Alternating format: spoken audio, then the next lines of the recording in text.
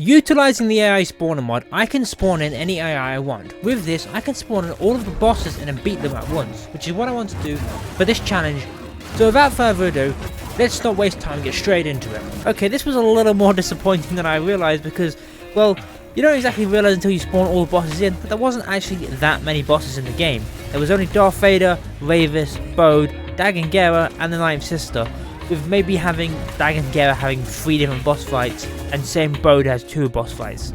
But still, when it comes to the number of bosses in the game, there's only about 5. Does that make it easy? Oh no, absolutely not. This was a nightmare. And let me tell you, it would have been even more of a nightmare had Dagan Gera and Bode worked properly.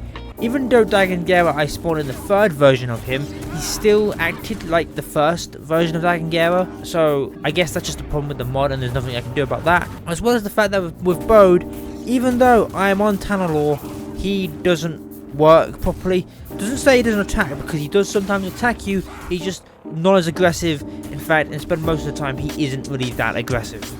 Okay, so starting off, I figured it'd probably be easier if I focus on one boss at a time. So I wanted to start off by getting rid of the Ninth Sister, which was probably not the best choice for first choice, because Darth Vader is the only boss that wasn't affected by slow, and so it would make more sense to go after Darth Vader, since Darth Vader is constantly after you. All the other bosses sort of waited their turn, but for some reason Darth Vader decided, nope, I don't care, I'm coming to kill you, and I'm going to kill you now. So it was a case of running to one side of the arena, having Darth Vader walk all the way over there, then running to the other side of the arena, fight the Ninth Sister, run back to the other side of the arena, and do the same thing to sort of stay out of Darth Vader's grasp whilst trying to take out the Ninth Sister, because the Ninth Sister is special. Basically, in order to actually properly kill the Ninth Sister, you have to use the dual wield stance, and you have to use that effect that it gives to do that last thing that will then actually kill the Ninth Sister.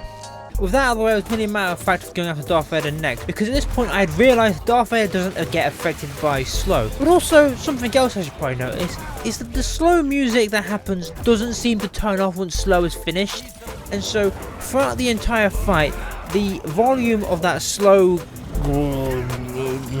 the music, I don't really know how to describe it, just gets louder and louder to the point by the time I'm fighting Bode, it is so obnoxiously loud. Like, here's an example. No one to save you. Anyway, Darth Vader actually wasn't that hard, and I'm going to put this down to the fact that Darth Vader wasn't meant to be fought with the dual wield stance. It was only meant to be fought with Seer Junda's powers. Also, not with 12 stims, only with 4 health healing stuff.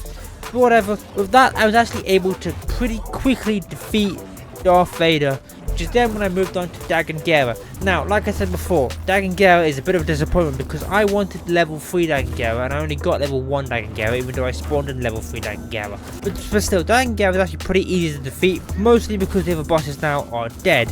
And with Dagan Gera defeated, thankfully he deletes himself, so. But anyway, with Dagan Gera defeated, all that's left is Ravis and obviously Bode, but I mean Bode doesn't really attack unless you attack him, and so is just Ravis.